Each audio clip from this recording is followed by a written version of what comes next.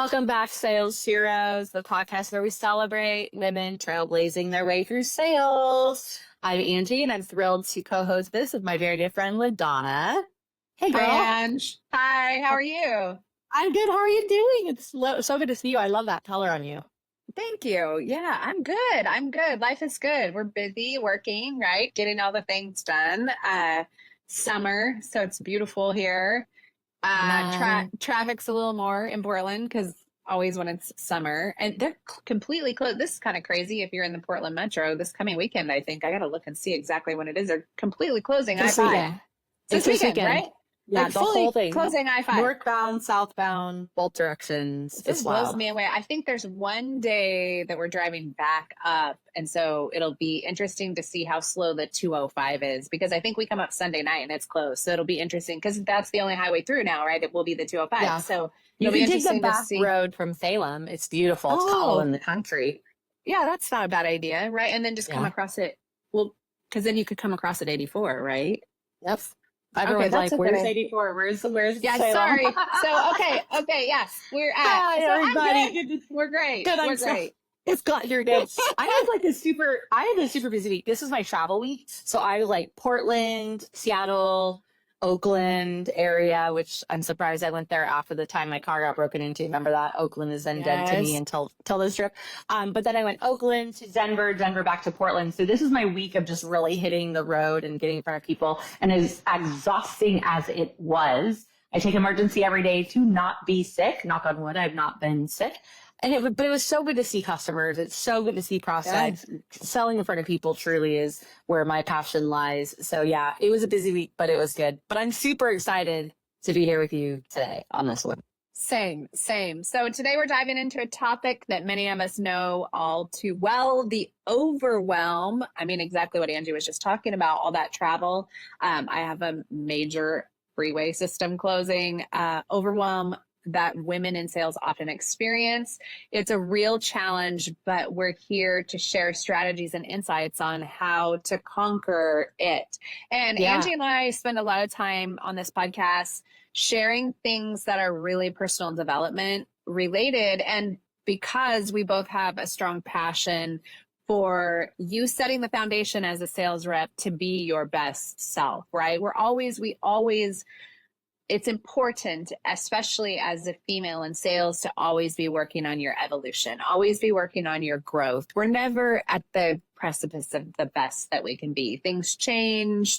We may get triggered by something that brings up some kind of subconscious thing that we don't know about. And so personal growth is really essential to be able to be your best in your sales role. I mean, before doing personal development, the challenges that I was facing led me down a path with alcohol that made it really difficult for me to stop drinking, because I was using it as a tool to mask the stresses, the overwhelm, the pains that can come when you have personal things going on while you have sales that maybe aren't flowing as smoothly as they need to be. And so really our goal is to help you as a woman be the best that you can be. And if you're in sales, your personal growth and personal development should be at the very top of the list of the things that you work on, because you can't be the best in sales if you are not also taking care of your health, taking care of your finances, taking care of understanding the business that you're in and growing around that, taking care of your relationships, taking care of your spirituality.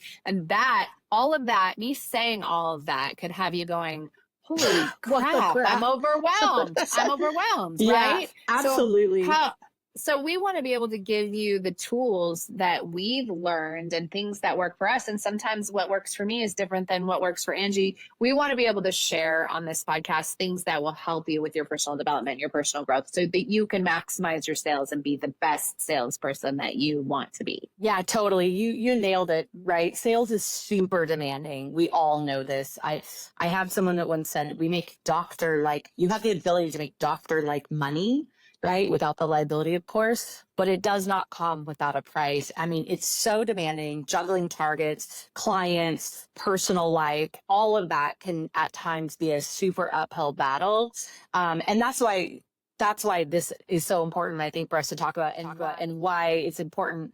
We saw a need in the market for the fact that personal development and sales training need to go hand in hand, right? Corporate doesn't offer me how to help me through my overwhelmed schedule or how to streamline so that I'm on point in front of executives of large global brands, right? So I think that's where you and I came in, where we've done so much growth through the years that that's why this is so important to us. So let's get into some tips. Before we get into the tips part, let's really kind of dive in a little bit about why does the overwhelmingness even happen? Like, let's Yeah. start there.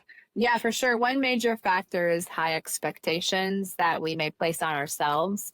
We want to excel in our roles, often balancing multiple responsibilities. And sometimes it feels like there's just not enough time in the day.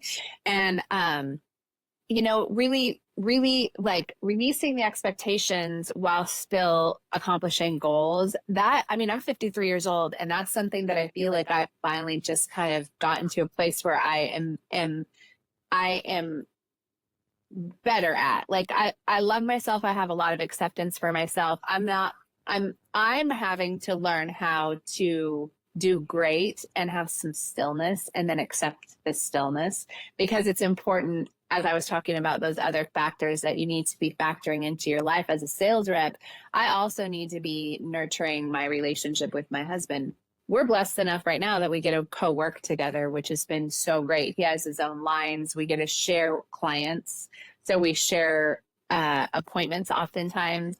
And so we're able to fit that now in. So that was a huge blessing. But really releasing the expectations, but while still having drive and determination and putting the time into working on your personal development while also building a strong sales career, sales path, people that we are, repeat clients, all of those things. But starting with releasing having such high expectations. Almost every sales rep I know works really hard, especially the ones that stick. Mm-hmm. And they are hard on themselves. They're hard on themselves. Like all of my closest, actually, wow, that's really interesting. All of my closest girlfriends are in sales in a capacity. And every one of us is hard on ourselves. Yeah, we're definitely, I think you're spot on with that. The other aspects I feel like with this, on kind of why overwhelm happens is just the idea and the nature of the sales industry as a whole, right? It's a I don't care if you're MLM. I don't care if you're selling tires. I don't care if what you're selling, right? You're selling just yourself, marketing, whatever. It is fast paced. It is very competitive, and that will add to the pressure. Not one person on this planet is selling something pretty much that someone else is not already selling.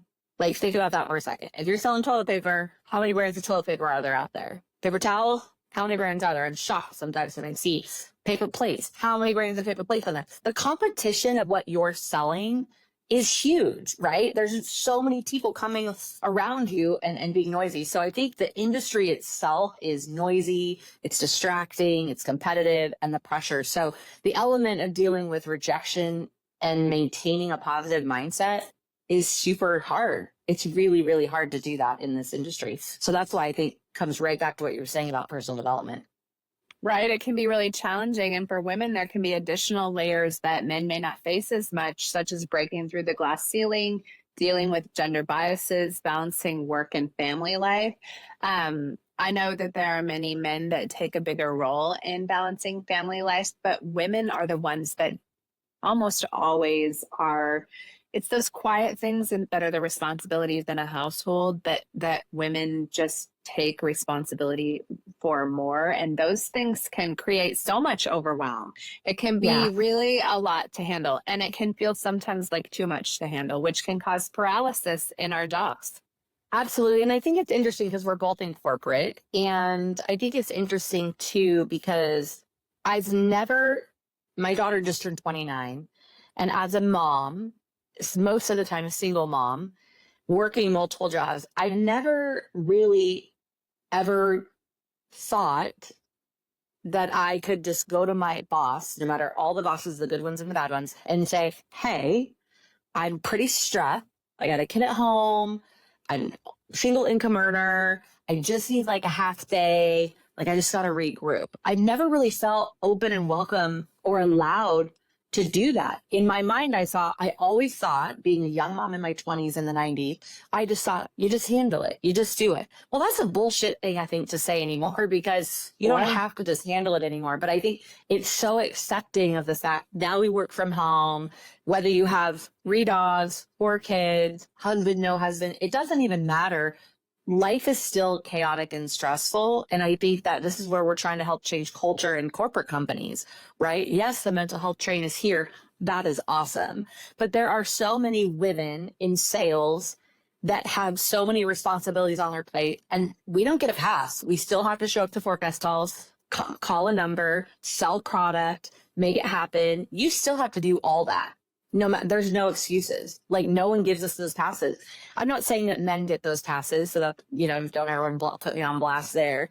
That's not what I'm saying. I'm just saying our caseload of what we do every day is a little bit more. If the men don't, mainly some men mow the lawns or do the yard work. If the men don't do the yard work for a week or two, it'll be fine. Nothing happens. If we don't feed our kids or clean the house or do the laundry, it is chaos in the household, right? So I think that can all play, being a female or a woman, even if you don't have kids, but you still have other things in your life that call you to fill up your calendar. I think that really will give you that overwhelming feeling, right? Yeah. Yeah. So, okay, we're not ones to dwell on the negative. So let's flip the gears. Let's talk about what we can do. So how can we manage the overwhelm? I always like to talk about the positive stuff because I need it too, right? So every time we talk about this, it's either therapy session for you and I. So it's like I am in this season also of feeling a little overwhelmed in the corporate workspace. And so election year, all the things happening. So I think looking at this topic today, I was like, yeah, we're going to talk about something I need to know more of and practice. Yeah, I love that. So, oh yeah. So yeah, prioritizing. Yeah. You want me to kick that off? Okay, sorry. Yeah, I missed my cue on that. I got the splasher. So let's start with our first tip, prioritizing and planning. Take time each week at the start of your week to outline your top priorities. So we've talked about this on other podcasts as well, when we talked about how to set up your sales structure, using tools, planners, digital apps to track your tasks. That's really helpful. You and I have shared some of those. They can help you stay focused and reduce the feeling of chaos. I was raised by a drill sergeant in the military, in the Marines. So structure and routine is all I know. So if you ever come to my house and look at my desk, I do have all of these like planners, calculated things to do to keep me on track. How about you? Do you have things that you're using today? Yeah, I do. I mean, my CRM keeps me on track. We have one that's internal. That's one that our company built. Brooke is exploring some options with some free CRMs because he's an entrepreneur. He runs his own business. He's an agent. He doesn't work for a corporation. So CRMs are really valuable. I mean, Angie and I did an episode on artificial intelligence, AI. Go back and look at that. I'm using that a lot more. I mean, I just use AI to build out. I have an end use segment that I want to go after more, and I just used AI to build me a list of 25 targets in that, and it was this fast, literally, and it's good and actual and names of the leaders in those positions that I need to reach with their emails. And so like finding the tools that can help you like maximize your time. And there's just so much more available now than there used to be. So those are some things that I use. I do use a planner. I use my calendar plus a planner, and then Brooke and I coordinate our planner together because we do some joint calls. Family calendar. Yeah, it's like a family work calendar, right? Because we do some things individually and some things together. Another thing that's really important is setting boundaries. It's okay to say no. Sometimes it can be really important to do that. Protect your personal time. Make sure to take breaks throughout the day. It can prevent burnout and really keep you energized. I mean, I did an event and I was visiting with a designer, an interior designer that does commercial design. And she was talking about how she set boundaries early on in her career because the expectation is that you oftentimes are on a deadline in what she does, and they'll ask you to work overtime. And she's like, I'm fine with doing that, but I need some time to be prepared for that, because like I have a Pilates class tonight. If I don't show for the class, I'm going to be charged for the class. So if you want to pay for that plus my overtime, great. Well, it's that can be challenging, like especially if we're new in something, or we don't want to be, we can be people pleasers as women, and we can want to make sure our boss thinks that we're the best or whatever. But it's okay to say no sometimes. Like my boss was in town. He's a great guy. We had a really successful day. I hadn't done my outside exercise. I needed to take a 2-mile walk, and I was like, "You can do it with me." Or he's like, "No, no, no, drop me off and roll back around and get me when He's you're like, I'm dead." not walking 2 miles with you. I'm out. Yeah. So, I mean, that's something that is a priority. My health is a priority to me. I'm a 53-year-old woman in sales. I have to eat well. I have to exercise, or I don't have the energy to do this shit. Literally. And I think, honestly, you touched on a super good point. And I wish I would have done this. Hindsight's 2020. You brought up the Pilates comment, right? We still are shaming men and women for when they are doing something to better their health, their mind, their body, spirit, and soul. In the workplace, we're still shaming them. Like, what? You have an exercise class? Like, that's ridiculous. Hey, man, I got to take this. It's after my work hours with you. I got that time to do it, or I'm leaving an hour early. I think that's another thing that we need to shift the mindset on in the corporate world, especially because if they're not building that time in or giving you that freedom and flexibility. Obviously, I'm not saying be lazy and book your time up with Netflix, bonbons, and occasionally do a walk. That's not what I'm saying. But when you're a high performer, when you're a high performing sales rep, it is crucial that you have that time, right? And that leads right into taking those breaks. Self-care. It is absolutely crucial. You and I didn't have that at the beginning of our sales career. I was like, hey, I need to go pick my daughter up from school just to get her to daycare. And they were like, yeah, don't you have someone to do that? No. Right. And then you would feel guilty the whole time you're driving your poor baby girl from one point A to point B. So, the self-care is crucial. It means different things for different people, right? For you, I know you, that's exercise, that's getting outside. For some, it could be reading a book. Other people, it could be just spending a moment of time with your loved ones. That whatever recharges your batteries, make sure that that's a priority to you, and schedule that into your plan. Schedule that time, the non-negotiables. Yeah, and speaking to that, I wrote a workbook with my daughter around that, and we have a new version of it coming out relatively soon here. I don't have an exact date, and I'm not pressing myself for that date anymore. I was getting stressed about it, but it's how to pick one thing that you put. Like, how do you do personal development? You pick one thing that you are evolving on over a period of time until you feel like you've conquered it. And then you move on to another thing in that area. So I'm always working on something in my personal development around my business, around my finances, around my spiritual practices, around my health, and around my personal relationships. So it makes setting boundaries really easy. It makes it easy for me to do the self-care piece, because my physical health, the one thing that is a non-negotiable for me is that I do an outside walk every day, and I've increased it to 2.5 miles. I do 2.5 miles outside every single day. And if it's late at night, my husband goes with me, or I take my dog. I don't give myself an excuse that it's not done. I started making it a daily priority. It's been about 90 days now. I have not missed any time outside. So for me, that just fills my soul. I'm a better sales rep. I'm a better wife. I'm a better friend. Really self-care is crucial. I'm a better sales rep because I do that for myself, because I'm not as rattled when a client is an asshole. And they are sometimes. And I'm not. Clients are jerks? No way. Sometimes.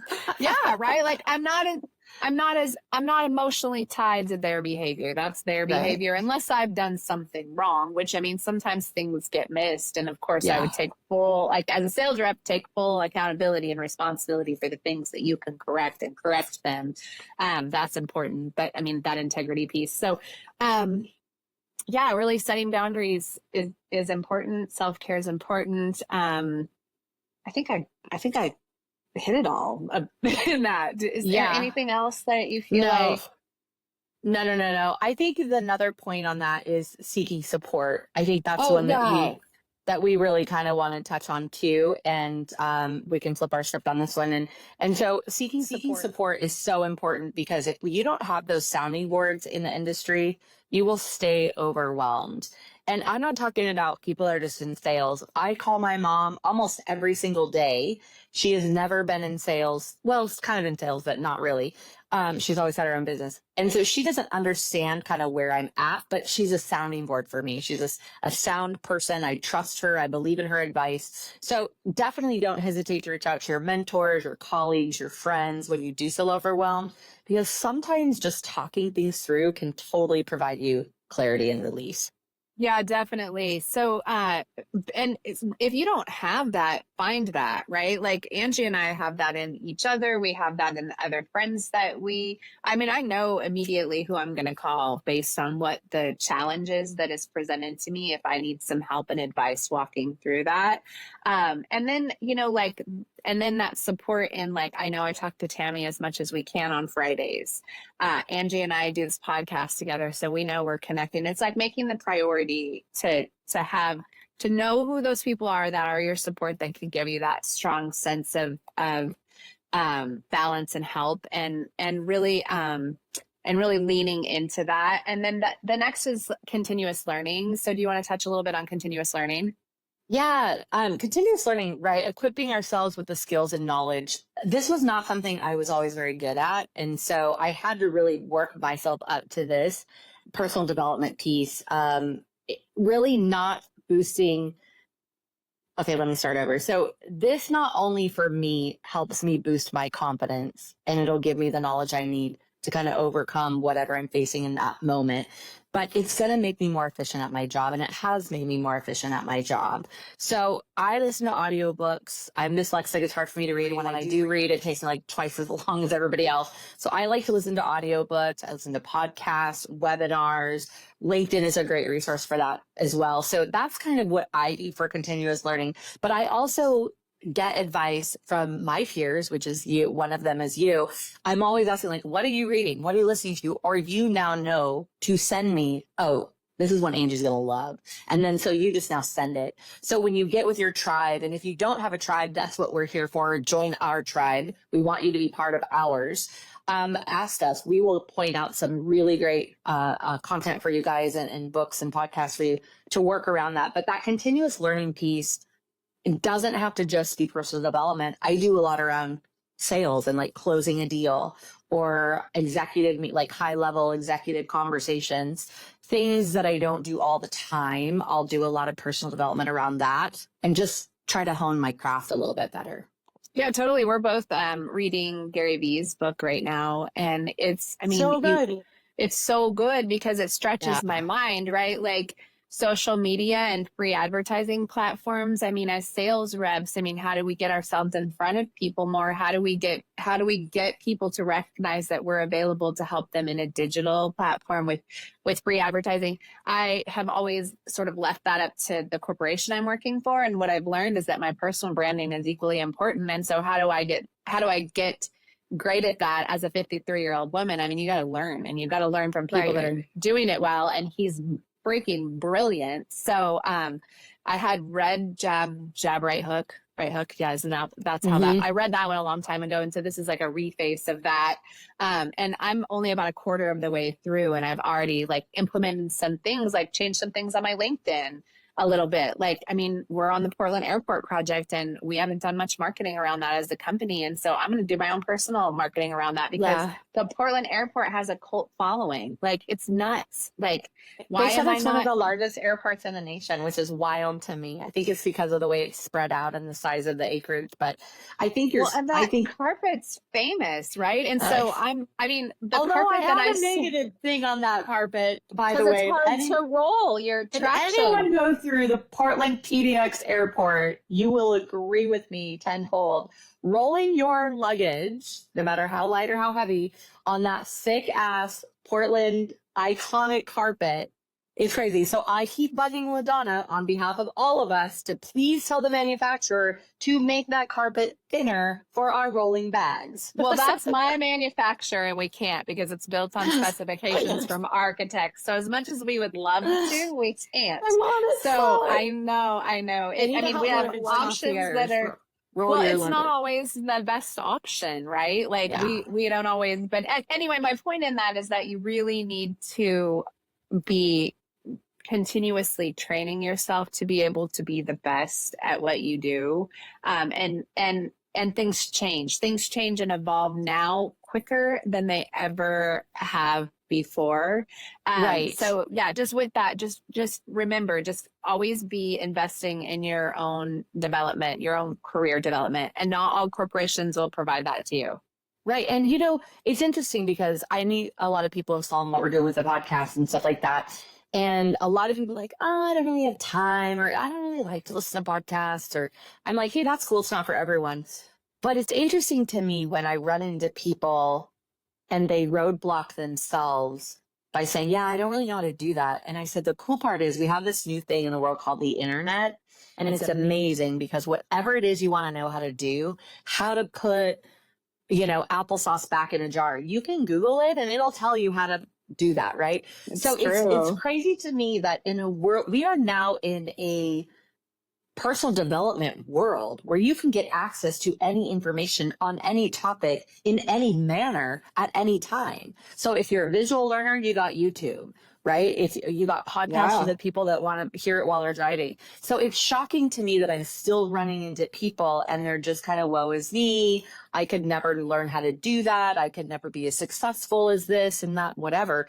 It's like, pause, look in the mirror, man. God gave you one life. Like, let's go, live it. You know, use it to serve others and use it to be successful for yourself and your family. So yeah, the internet's crazy. So everyone should be in some capacity doing some sort of continuous learning.